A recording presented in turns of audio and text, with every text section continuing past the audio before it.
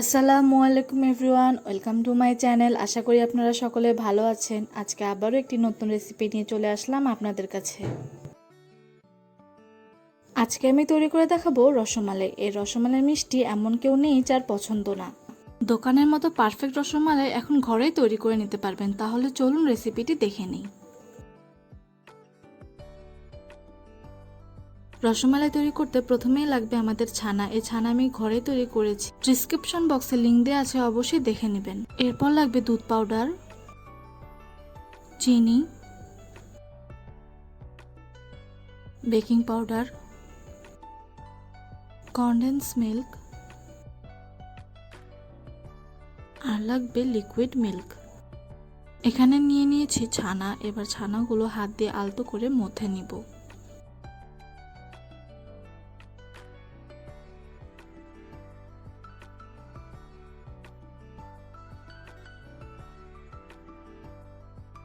ছানাগুলো মথে নেওয়া হয়ে গেছে। এবার ছোট ছোট আকারে মিষ্টিগুলো বানিয়ে নিব। মিষ্টিগুলো বানাতে বানাতে আমরা শিরাটি তৈরি করে নেব। প্রথমে একটি চুলায় ফ্রাই প্যান বসিয়ে 1 কাপ চিনি দিয়ে দেব আর দেব 4 কাপ পানি। আর শিরাটি একদম পাতলা হবে, বেশি ঘন করা যাবে না। এবার ভালো মতো বলক ওঠা পর্যন্ত অপেক্ষা করব।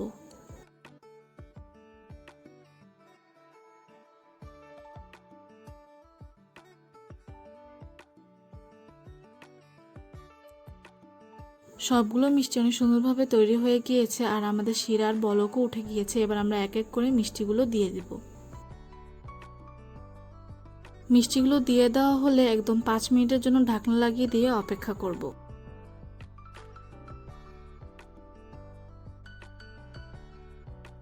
5 মিনিট পর ঢাকনা খুলে দেখতেই পাচ্ছেন মিষ্টিগুলো কিভাবে ফুলে উঠেছে। এবারে আমরা চুলাটি বন্ধ করে দিব। চুলা বন্ধ করে মিষ্টিগুলো আমরা শিরার মধ্যে রেখে দিব।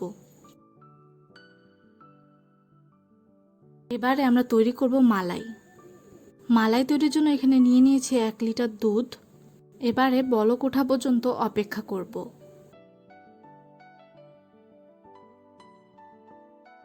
দু তিনটা বলক উঠে গেলে দিয়ে দেব কনডেন্স মিল্ক। আপনারা আপনাদের মিষ্টি অনুযায়ী কনডেন্স মিল্কটি দিয়ে দেবেন। আর আজকে আমি কোনো চিনি ব্যবহার করব না। এরপর দিয়ে দিয়েছি 1/2 কাপ পাউডার মিল্ক, বাট ওটি দেখাতে আমি ভুলে গিয়েছি। এবারে দুধটি ভালোভাবে জাল করে নিয়ে ঘন করে নিব। দেখতেই পাচ্ছেন অনেকটা ঘন হয়ে আসছে। আমি আরও কিছুক্ষণ জাল করে আরও ঘন করে নেব। আর এর ফাঁকে আমি মিষ্টিগুলো পানি ঝরাতে রেখে দিয়েছি।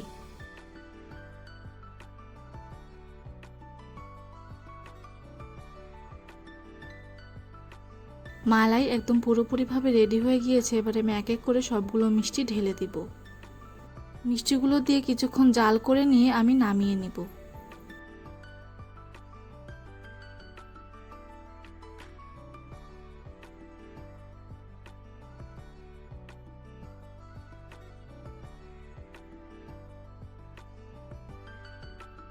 রসমালাই পুরোপুরিভাবে রেডি হয়ে গিয়েছে। এবারে আমি একটি সার্ভিং বলে সার্ভ করে নিব।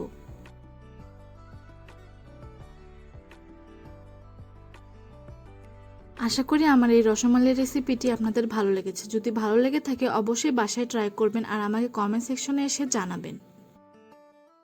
আর ভালো লাগলে অবশ্যই like, comment, share and subscribe করতে ভুলবেন না। এতক্ষণ আমার পাশে থাকার জন্য অনেক অনেক ধন্যবাদ। আবারও একটি নতুন রেসিপি নিয়ে চলে আসবো আপনাদের কাছে। আল্লাহ হাফেজ।